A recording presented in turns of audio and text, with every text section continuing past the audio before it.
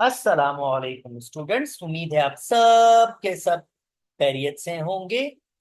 Class first year mathematics video learning series की एक और वीडियो के साथ आपके सामने हाजिर हूं। पिछले वीडियो में हमने डिस्कस किया था मल्टीप्लिकेशन ऑफ अ मैट्रिसेस, और मैंने आपके पास प्रैक्टिकल एग्जांपल्स दे के आपको multiplication of a matrices solve करना सिखाया था। हमने डेली लाइफ एग्जांपल्स में देखा था कि मल्टीप्लिकेशन ऑफ अ मैट्रिसेस किस तरह यूज होती है। आज हम डिस्कस करेंगे टाइप ऑफ मैट्रिक्स, और जनाब जितनी किस्म की टाइप ऑफ मैट्रिक्स होती है उनको हम डिस्कस करेंगे और एग्जांपल्स के साथ एक्सप्रेस भी करेंगे। चलिए स्टार्ट करते हैं। सबसे पहली रो मैट्रिक्स। जनाब ऐसी मैट्रिक्स जिसमें एक रो हो उसे हम रो मैट्रिक्स कहते हैं। आप देख सकते हैं इसमें भी एक रो है, इसमें भी एक रो है। इसका ऑर्डर एक रो, अगर आप इसका ऑर्डर देखें तो इसका ऑर्डर एक रो है और दो कॉलम है। तो इसका ऑर्डर क्या होगा? एक रो दो कॉलम। और इसका ऑर्डर क्या होगा? एक रो तीन कॉलम। यानी अगर कोई भी मैट्रिक्स हो जिसमें एक रो हो और जितने चाहे कॉलम हो सकते हैं, कोई इशू नहीं है, तो ऐसी मैट्रिक्स को हम कहते हैं आपके पास रो मैट्रिक्स। उम्मीद करता हूं दोस्तों आपको बात समझ आ गई होगी। ऑब्वियसली कॉलम मैट्रिक्स नाम से जाहिर है, पहचानने की टेक्निक्स है जिसकी एक कॉलम होगा। और आप देख सकते हो इसमें दो रोज हैं और एक कॉलम है, तो ये मैट्रिक्स आपके पास होगी दो रोज एक कॉलम। यहाँ नंबर कुछ भी हो पर यहाँ नंबर वन होना चाहिए, तो ये फिर एक कॉलम वाली मैट्रिक्स आपके पास कहलाएंगी। उम्मीद करता हूं दोस्तों ये वाली बात समझ आ गई होगी। चलें जी, नेक्स्ट मूव करते हैं। Square matrix.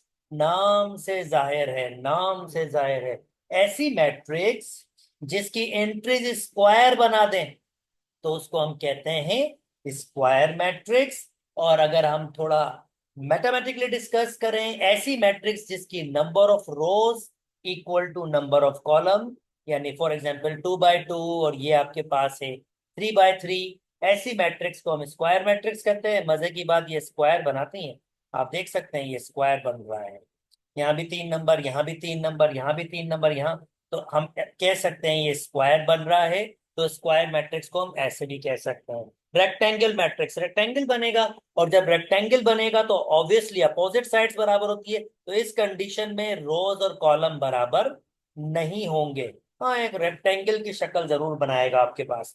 तो रोज और कॉलम बराबर ना हो तो फिर हम इसको रेक्टेंगुलर मैट्रिक्स कहते हैं। क्वेश्चन सर, ये बताइएगा कि ये मैट्रिक्स रॉ मैट्रिक्स है या रेक्टेंगुलर मैट्रिक्स? ओ भाई, ये रेक्टेंगुलर भी है और रॉ मैट्रिक्स भी है। रेक्टेंगुलर क्यों है? क्योंकि इसकी number of rose number of column के बराबर नहीं है। और रॉ मैट्रिक्स क्यों है भाई? इसलिए रॉ मैट्रिक्स है क्योंकि इसमें एक रो है। तो आप इसको दोनों नाम दे सकते हैं, कोई इश्यू नहीं है। तो कंफ्यूज होने की बिल्कुल जरूरत नहीं है। चलिए जी, नेक्स्ट मूव करते हैं। नल मैट्रिक्स, बिल्कुल नाम बता रहा है। नल मैट्रिक्स ऐसी मैट्रिक्स जिसकी तमाम एंट्रीज जीरो हो। अब उसका ऑर्डर कोई भी हो पर इसकी तमाम एंट्रीज जीरो हो, वो नल मैट्रिक्स होता है। तो जनाब ये देखें, ये कॉलम मैट्रिक्स भी है, नल मैट्रिक्स भी है, ये रेक्टेंगुलर मैट्रिक्स भी है। तो इसके ठीक ठाक किस्म के नाम है। मगर जिस रेफरेंस से अगर आपके पास क्वेश्चन हो तो आप उस रेफरेंस से उसको आंसर दे सकते हो, या अकॉर्डिंग टू क्वेश्चन आंसर दिया जा सकता है। उम्मीद करता हूं दोस्तों आपको बात समझ आ गई होगी। चले जी, मूव करते हैं नेक्स्ट। ओके जनाब, डायगोनल मैट्रिक्स। ये डायगोनल मैट्रिक्स को जरा समझना पड़ेगा पहले। भाई डायगोनल मैट्रिक्स ऐसी मैट्रिक्स होती है जो स्क्वायर मैट्रिक्स होती है। पहली बात, पहली शर्त क्या है? स्क्वायर मैट्रिक्स होना। That's really good. यानी पहली शर्त है कि वो स्क्वायर मैट्रिक्स हो। फिर दूसरी शर्त, अब लीडिंग डायगोनल्स के बारे में पता होना चाहिए जनाब। ये कहलाता है लीडिंग डायगोनल, ये एंट्रीज, और ये कहलाता है सेकेंडरी डायगोनल। तो डायगोनल मैट्रिक्स की खासियत क्या होती है? पहली खासियत, उसकी रोज और कॉलम बराबर होते हैं, यानी कि इस कंडीशन में तीन रोज तीन कॉलम है, स्क्वायर मैट्रिक्स होनी चाहिए, ये पता चल गया। और दूसरी खासियत ये होती है, लीडिंग डायगोनल के अलावा बाकी तमाम एंट्रीज आपके पास जीरो होनी चाहिए।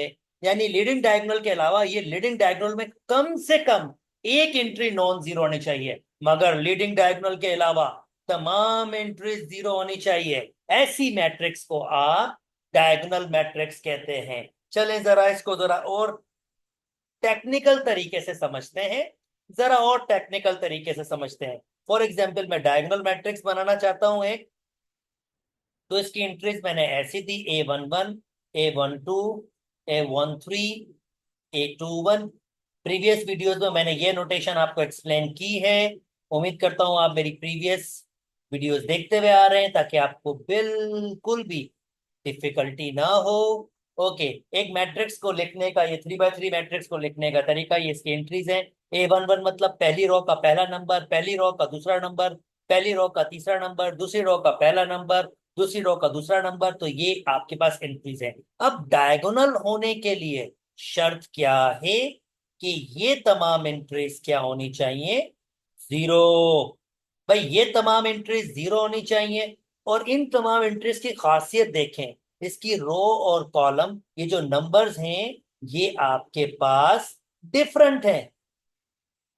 3 2 2 3 डिफरेंट है, देखें 3 1 3 2 1 3। तो मैं कह सकता हूं, अगर इस मैट्रिक्स में आई जे जीरो के बराबर हो, कब? जब I is not equal to जे हो, यानी ये आई जे जो एंट्रीज हो ये सारी की सारी जीरो के बराबर हो। और कौन सी एंट्रीज होंगी? जब आई और जे डिफरेंट होंगे। 1 2 डिफरेंट है, 1 3 डिफरेंट है, 2 1 डिफरेंट है, 2 3 डिफरेंट है, 3 1 डिफरेंट है। और भाई आई जे कोई नंबर हो, अगर आई इज इक्वल टू जे, या आई जे आपके पास नॉट ऑल, मैं सिंपल सा कहूंगा नॉट ऑल यहां पर, क्योंकि यहां इसके हिसाब से अगर मैं ऐसे लिख दूंगा, इसका मतलब जब आई जे बराबर हो तो वो जीरो के बराबर हो ही नहीं सकते। ऐसे नहीं, आई मैं इसको कहूंगा नॉट ऑल, नॉट ऑल यानी आई जे अगर आपके पास बराबर हो, तमाम जीरो के, कुछ जीरो के बराबर हो भी सकते हैं मगर कम से कम एक नॉन जीरो हो। यानी अगर मैं इसको ऐसे बनाऊंगा, इसको हटा देता हूं, इसको हटा देता हूं, इसको हटा देता हूं, इसको हटा देता हूं, इसको हटा देता हूं, और यहां लिखता हूं 0 0 0 0 0 0, और बाकी तमाम एंट्रीज में आपके पास नॉन जीरो एलिमेंट, या कम से कम एक एंट्री में नॉन जीरो एलिमेंट होना चाहिए। फॉर एग्जांपल 0 0, और यहां लिख दिया मैंने 5, तो स्टिल ये आपके पास डायगोनल मैट्रिक्स होगी। यहां पर कम से कम एक एंट्री नॉन जीरो होनी चाहिए। तीनों भी नॉन जीरो हो सकती है, कोई बात नहीं। हाँ यहाँ लिख सकते हो भाई, ये 4 कह दो, ये -3 कह दो, कोई बात नहीं, तब भी ये डायगोनल होगी। उम्मीद करता हूं दोस्तों आपको बात समझ आ गई होगी डायगोनल मैट्रिक्स की। ओके, ये एग्जाम्पल्स जैसे मैंने आपसे शेयर की। ओके जी। अब यार स्केलर मैट्रिक्स क्या होती है? पहली बात तो ये डायगोनल मैट्रिक्स होती है।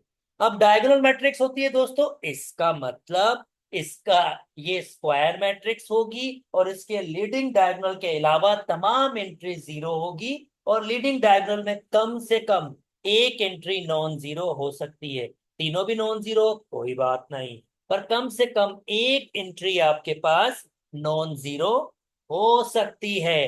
पर फिर ये स्केलर क्या होगी भाई? स्केलर फिर हम क्या कहेंगे? यार बिल्कुल सादी सी बात, ये होगी तो डायगोनल मैट्रिक्स, मगर इसके लीडिंग डायगोनल्स में सेम नंबर होना चाहिए। तो इसका मतलब है इसके लीडिंग डायगोनल में अब जीरो हो ही नहीं सकता। ना ना ना ना ना, इसके लीडिंग डायगोनल में कोई भी नॉन जीरो नंबर होना शर्त है। वो नॉन जीरो होगा, अगर एक भी जीरो हुआ तो भाई सारे ही जीरो हो जाएंगे, और अगर सारे ही जीरो हो जाएंगे तो फिर तो नल मैट्रिक्स बन जाएगी। ना ना ना ना भाई, इस कंडीशन में हमें ध्यान देना होगा कि इसकी लीडिंग डायगोनल में कोई भी एंट्री नॉन जीरो नहीं होनी चाहिए, और तमाम के तमाम सेम होने चाहिए, बिल्कुल सेम। तो इसको हम कहते हैं स्केलर। ये आपके पास स्केलर मैट्रिक्स। और एक और आपको बता देता हूं जनाब, आइडेंटिटी मैट्रिक्स या यूनिट मैट्रिक्स। जनाब ये स्केलर मैट्रिक्स होती है, मगर इसकी खासियत, इसके लीडिंग डायगोनल में हमेशा वन होते हैं, हमेशा वन। तो ये एक स्केलर मैट्रिक्स है, अगर स्केलर है तो भाई डायगोनल भी होगी, डायगोनल भी है, स्केलर भी है। और ऐसी स्केलर मैट्रिक्स है जिसके लीडिंग डायगोनल में आपके पास वन वन वन होगा, इसके अलावा और कुछ नहीं होगा। तो ऐसी मैट्रिक्स को हम कहते हैं यूनिट मैट्रिक्स या डायगोनल मैट्रिक्स। उम्मीद करता हूं दोस्तों आपको बात समझ आ गई होगी।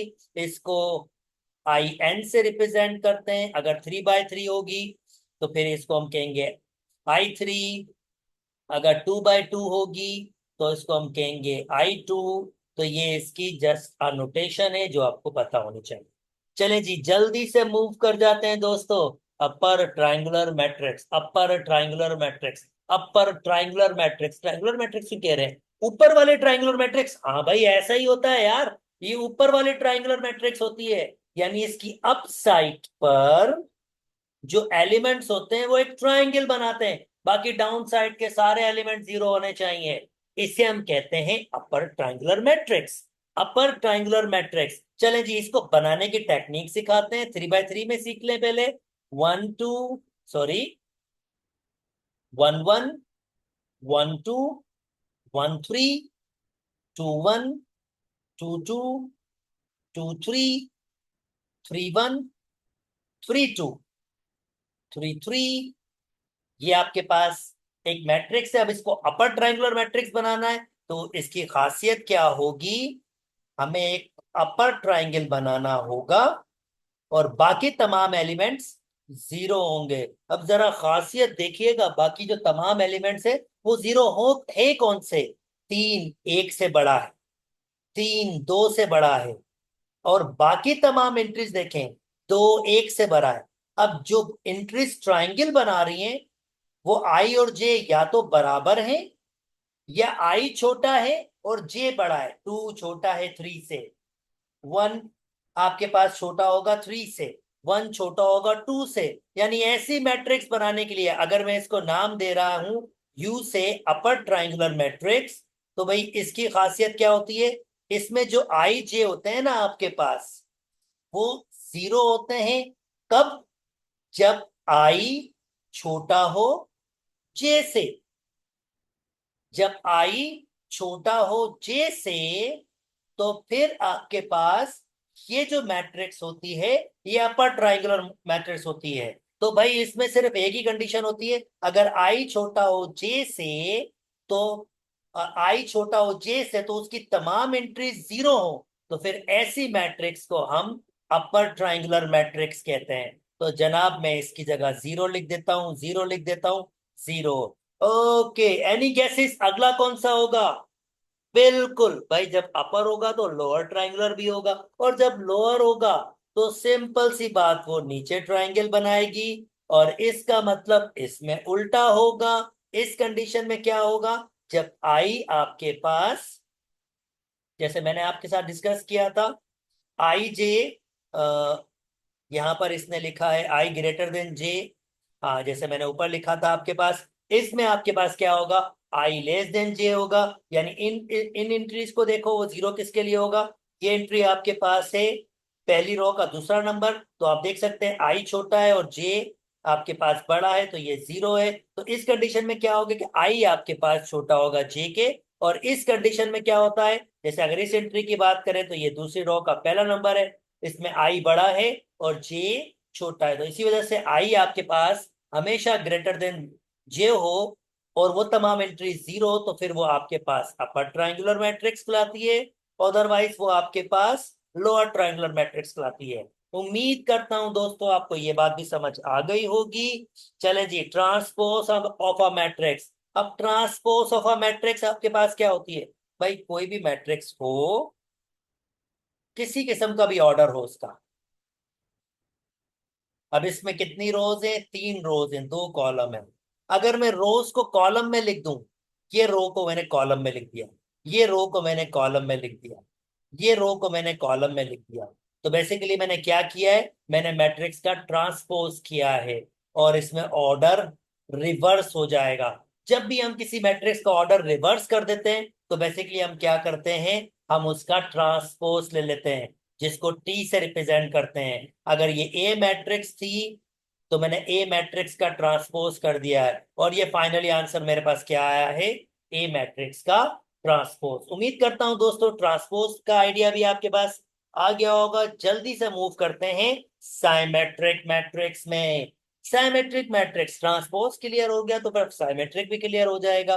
भाई एक मैट्रिक्स हो, एक मैट्रिक्स है, अगर आप उसका ट्रांसपोज करें और मैट्रिक्स चेंज ही ना हो, वही मैट्रिक्स वापस आ जाए, तो ऐसी मैट्रिक्स को हम कहते हैं सिमेट्रिक मैट्रिक्स। फॉर एग्जाम्पल, आपके पास ये एक मैट्रिक्स देख लें, बी मैट्रिक्स। अब इसका ट्रांसपोज करते हैं, रो को हम लिखते हैं कॉलम के फॉर्म में, 1 DE, one ADE, ADE, B DBF, DBF, CFE, CFE। मैंने क्या किया, मैंने इसको ट्रांसपोज करके लिख लिया। यानी सिंपली मैंने क्या किया है, जो रोज थी उनको कॉलम में लिख दिया, इसको मैंने यहां लिख दिया, इसको मैंने यहां लिख दिया, और इसको मैंने यहां लिख दिया। बिंगो। यानी आंसर चेंज ही नहीं हुआ, मैट्रिक्स चेंज नहीं हुई। तो इसका मतलब ऐसी मैट्रिक्स को हम कहते हैं साइमेट्रिक मैट्रिक्स। चलें जी, बात करते हैं अब स्क्रू साइमेट्रिक की। ओके, इससे पहले छोटा सा एक आइडिया दे दूं। साइमेट्रिक मैट्रिक्स को अगर आपको बनाना हो, अगर ये आपके पास फॉर एग्जांपल 1 2 3 है, तो आप यहां पर 2 3 लिख दें, यानी ये एंट्री सेम रखें। अगर ये 4 5 है, तो जो एंट्री यहां लिखे वो यहां लिख दें, और ये एंट्री आप चेंज कर दें। ये मैंने एक साइमेट्रिक मैट्रिक्स बना ली है। अब ट्रांसपोज करके चेक कर ले भाई, अगर इसका ट्रांसपोज करें, अगर ये ए मैट्रिक्स है 1 2 3, तो मैं इसको ऐसे लिख रहा हूँ 1 2 3, 2 4 5, तो 2 4 5, 3 5 6, 3 5 6। आप नोटिस कर लें, स्टिल इस मैट्रिक्स का ट्रांसपोज किया है हमने, पर कोई भी चेंजिंग नहीं आई है, एज इट इज वैसे ही है। तो ये साइमेट्रिक मैट्रिक्स बनाने की टेक्निक है। नेक्स्ट मूव करते हैं जनाब। जनाब अब स्क्रू साइमेट्रिक्स देख लेते हैं। इसकी खासियत कुछ ये है कि अगर एक मैट्रिक्स का ट्रांसपोज करूं और जो भी आंसर आए ट्रांसपोज करूं और उसको माइनस से मल्टीप्लाई कर दूं, तो ये वापस ए के बराबर आ जाएगी। यानी एक मैट्रिक्स का ट्रांसपोज करूं और माइनस से मल्टीप्लाई कर दूं उनकी सब तमाम एंट्रीज को, तो वापस ए के बराबर आ जाए, तो ऐसी मैट्रिक्स को हम कहते हैं स्क्रू साइमेट्रिक। ये माइनस वहां भी मूव हो सकता है, और इसको ऐसे भी लिखते हैं, पर ज्यादा बेहतर डेफिनेशन ये है, एक मैट्रिक्स का ट्रांसपोज करें और उसकी एंट्रीज को माइनस से मल्टीप्लाई कर दें। फॉर एग्जाम्पल ये देखें, लेट मी डू दिस। मेरे पास ए मैट्रिक्स है, 0 -4 1 4 -1 0 -3 3 0। अब देखें मैं क्या कर रहा हूं, पहले इसका ट्रांसपोज कर रहा हूं, तो ये हो जाएगा 0 -4 1 4 0 -3 -1 3 0। अब इसकी हर एंट्री को माइनस से मल्टीप्लाई कर देता हूं, जीरो को कोई फर्क पड़ेगा नहीं, ये -4 हो जाएगा, ये अपना साइन चेंज कर लेगा, ये अपना साइन चेंज कर लेगा, जीरो को कोई फर्क पड़ेगा नहीं, ये अपना साइन चेंज कर लेगा, -1, ये अपना साइन चेंज कर लेगा, और जीरो को कोई फर्क पड़ेगा नहीं। और आप नोटिस करें, ये वापस ए के बराबर आ गया, 0 -4 1 4 3। यानी इस कंडीशन में इस मैट्रिक्स को मैं कहूंगा स्क्रू साइमेट्रिक मैट्रिक्स। उम्मीद करता हूं दोस्तों ये वाली बात भी समझ आ गई होगी। चलें भाई, अब कुछ न्यू डेफिनेशन देख लेते हैं। अब न्यू डेफिनेशन में पहली डेफिनेशन आपके पास है आइडम्पोटेंट मैट्रिक्स। ओ भाई, ये सादी सी मैट्रिक्स है, ऐसी मैट्रिक्स जिसका मैं स्क्वायर करूं, और स्क्वायर का मतलब क्या होता है, यानी उस मैट्रिक्स को उसी से मल्टीप्लाई करूं और आंसर ए मैट्रिक्स आ जाए, तो ऐसी मैट्रिक्स को जनाब हम कहते हैं आइडम्पोटेंट मैट्रिक्स। जल्दी से एग्जाम्पल दिखा देते हैं आपको। फर्ज करते हैं मेरे पास एक ये मैट्रिक्स है, दिस वन। तो मैं इसका आइडम्पोटेंट मैट्रिक्स फाइंड करना चाहता हूं, तो मैं क्या करूंगा, ए का स्क्वायर करूंगा, यानी ए को ए से ही मल्टीप्लाई करूंगा। अब मल्टीप्लिकेशन कैसे होती है, प्रीवियस वीडियो में बहुत तफसील से समझाया है, बहुत मजे से समझाया है, जरूर सीखिए। 2 2 ज़ा 4, हमेशा प्लस, -2 -1 ज़ा +2, हमेशा प्लस होता है, वैसे हमेशा प्लस होता है। -4 मल्टीप्लाई बाय 1, तो ये फिर -4 हो जाएगा, यानी साइन चेंज हो जाएगा। तो ये सिंपली क्या हुआ, रो से कॉलम को मैंने मल्टीप्लाई किया। अगेन उससे पहले ये भी ध्यान दीजिएगा भाई कि मल्टीप्लीकेशन पॉसिबल भी होनी चाहिए। इसकी कितनी रोज थी, 3 रोज 3 कॉलम। इसकी कितनी रोज थी, 3 रोज 3 कॉलम। पहले के कॉलम दूसरे की रो के बराबर होने चाहिए। अगर ऐसा होता है तो मल्टीप्लीकेशन पॉसिबल। ओके, चलें। ये वाला मल्टीप्लाई कैसे किया होगा, 2 को मल्टीप्लाई होगा सेकेंड कॉलम के नंबर से, -4 हो जाएगा। हमेशा प्लस होता है, पर -2 -3 -6 तो साइन चेंज हो गया होगा। -4 -4 -2 +8 हो गया होगा। और इस तरह से फिर ये रो ने इस कॉलम को मल्टीप्लाई किया होगा।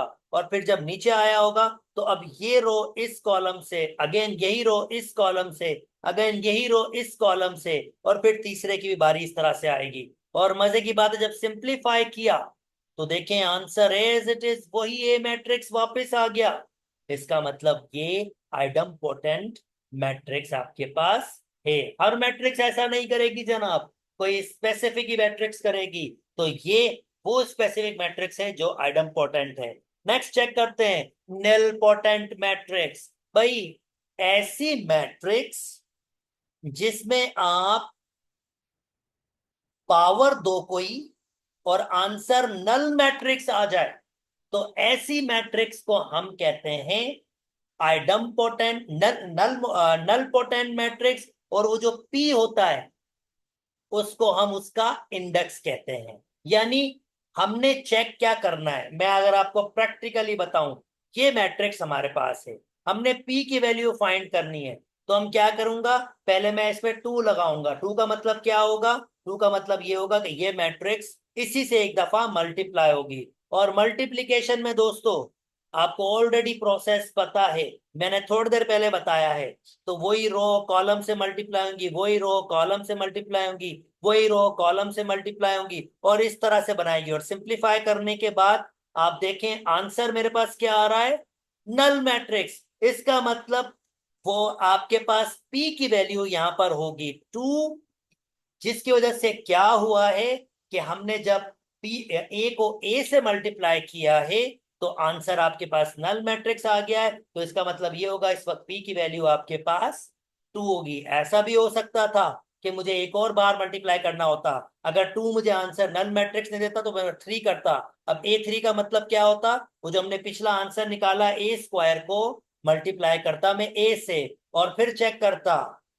अगर आंसर नल आ जाता तो मैं कहता भाई इस कंडीशन में वो जो उसका इंडेक्स है वो आपके पास 3 है। अगर ऐसा नहीं होता तो फिर मुझे अगेन A⁴ पर जाना पड़ता। आई होप दोस्तों आपको बात समझ आ रही है। चलें जी, नेक्स्ट मूव कर जाते हैं, पीरियोडिक।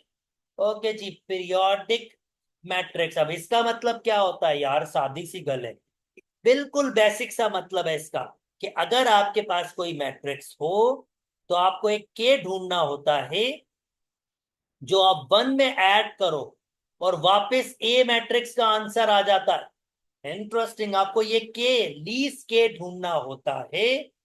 आप क्या करो, जब ये मल्टीप्लाई करो, ऑब्वियसली k+1 एक पावर ही होगा, जो मल्टीप्लाई होगा ए आपस में मल्टीप्लाई हो रहा होगा, और वापस आंसर ए आ जाए तो हम के कहते हैं के उस मैट्रिक्स का पीरियड है। वो के हमारे पास उस मैट्रिक्स का पीरियड है। नहीं समझ आया, कोई बात नहीं है, प्रैक्टिकल एग्जांपल दिखाते हैं आपको। तो भाई हमने क्या चेक करना है, हमने शो करना है कि इसका पीरियड आपके पास जो होगा वो 2 होगा, यानी के की वैल्यू 2 होगी। चलें जी, इसका मतलब अगर के की वैल्यू 2 होगी तो सबसे पहले मैं क्या करूंगा, मैं इसका इस ए को ए से मल्टीप्लाई करूंगा। और जब मैं ए को ए से मल्टीप्लाई करूंगा तो मेरे पास आंसर क्या आ जाएगा, -5 -6 -6 9 10 9 -4 -4 3, जो बिल्कुल भी ए के बराबर नहीं है। फिर मैं एक दफा और मल्टीप्लाई करूंगा, A² मतलब मैं A³ कर रहा हूं। और जब मैं उसको मल्टीप्लाई करूंगा जनाब, तो मेरे पास जो आंसर आएगा, अब ये A³ हो गया, मेरे पास जो आंसर आएगा, अब मेरे पास जो आंसर आ रहा है वो आ रहा है 1 -2 -6 -3 2 9 2 0 -3। उम्मीद करता हूं पिछली वीडियो आपने देखी है और मल्टीप्लीकेशन में आप बहुत कंफर्टेबल हो चुके हो। तो मैं ये डायरेक्टली प्रोसेस इसलिए कर रहा हूं कि मैं उम्मीद कर रहा हूं कि जो मैंने पिछली वीडियो में आपके पास मल्टीप्लीकेशन सिखा दिया था तो वो आपको अच्छी तरह से पता है। तो जब वो आपको पता है तो फिर आपको ये मल्टीप्लिकेशन है मुश्किल नहीं होगी। ओके, जब मैंने ए स्क्वायर को ए से मल्टीप्लाई किया तो मेरे पास ए मैट्रिक्स आ गया। मतलब ए3 ने मुझे ए मैट्रिक्स दिया। और भाई ए3 को कैसे लिख सकते हैं, 2+1। और इसका मतलब जैसे मैंने कहा था k+1, तो इसका मतलब आपके पास k की वैल्यू क्या आ रही है, k की वैल्यू आपके पास 2 आ रही है। और मैंने शो कर दिया भाई, कर दिया भाई, कर दिया मैंने शो कि इसका पीरियड आपके पास 2 है। उम्मीद करता हूं दोस्तों यहां तक आपको बहुत बेहतर तरीके से बात समझ आ रही है। चले जी, नेक्स्ट मूव करते हैं।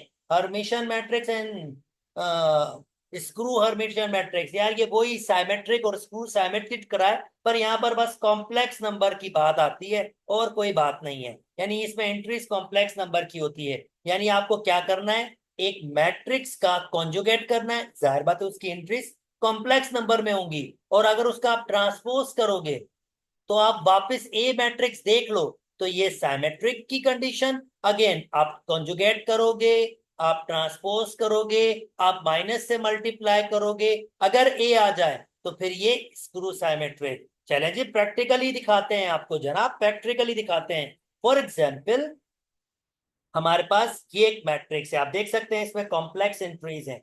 कॉम्प्लेक्स एंट्रीज होना जरूरी है। ओके, कॉम्प्लेक्स एंट्रीज आपके पास हैं। नेक्स्ट आपने क्या करना है, आपने ए लिया, अब आप कॉन्जुगेट करेंगे। कॉन्जुगेट का मतलब होगा जो जो आयोटा होगा वहां पर साइन चेंज हो जाएगा।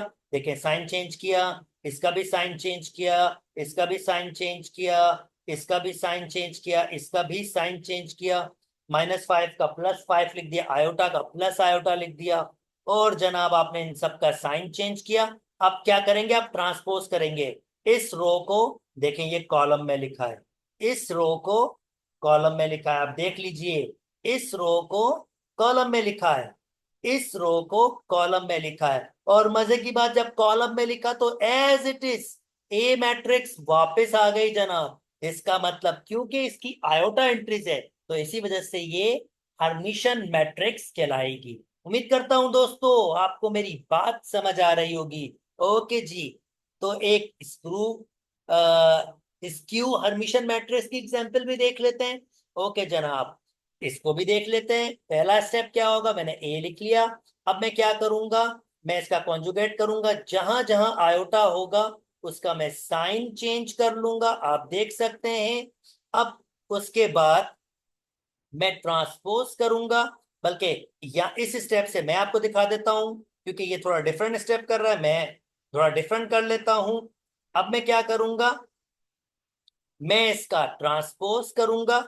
और जब मैं इसका ट्रांसपोज करूंगा, ये इन्होंने ऑलरेडी ट्रांसपोज किया हुआ है, माइनस बाद में मल्टीप्लाई किया है, ठीक है। मैं इसका ट्रांसपोज करूंगा तो ये जो रो होगी वो मैं लिखूंगा कॉलम में, ये जो रो होगी वो मैं लिखूंगा कॉलम में, ये जो रो होगी वो मैं लिखूंगा कॉलम में, और ये जो रो होगी वो मैं लिखूंगा कॉलम में। और फिर इसकी हर एंट्री को माइनस से मल्टीप्लाई कर दूंगा, या माइनस सब मैं कॉमन ले लूंगा। भाई या तो माइनस से इसकी एंट्रीज को मल्टीप्लाई कर दो या माइनस कॉमन ले लो, तो आप नोटिस करोगे आपके पास वापस ए मैट्रिक्स आ जाएगी। और ए मैट्रिक्स आ गई, इसका मतलब ये ए आपके पास हर्मिशन मैट्रिक्स की कंडीशन हो गई है। तो इसकी कंडीशन में कंफ्यूज बिल्कुल मत होइएगा। ट्रांसपोज करें, माइनस से मल्टीप्लाई करें, ए वापस आ जाए, या माइनस उधर शिफ्ट कर लें, ये एक ही बात है, ये बिल्कुल एक ही बात है। पर मुझे ये प्रोसेस जरा आसान लगता है क्योंकि इसमें आप स्टेप बाय स्टेप काम कर रहे होते हैं। उम्मीद करता हूं दोस्तों ये वाली बात भी समझ आ गई होगी। ओके, आई होप दोस्तों आपको वीडियोस पसंद आई होगी। अगर मेरी वीडियोस पसंद आ रही है तो मेरे चैनल को लाइक कीजिए, सब्सक्राइब कीजिए और दोस्तों के साथ शेयर भी कीजिए। अपना बहुत बहुत बहुत ख्याल रखिएगा। अल्लाह हाफिज।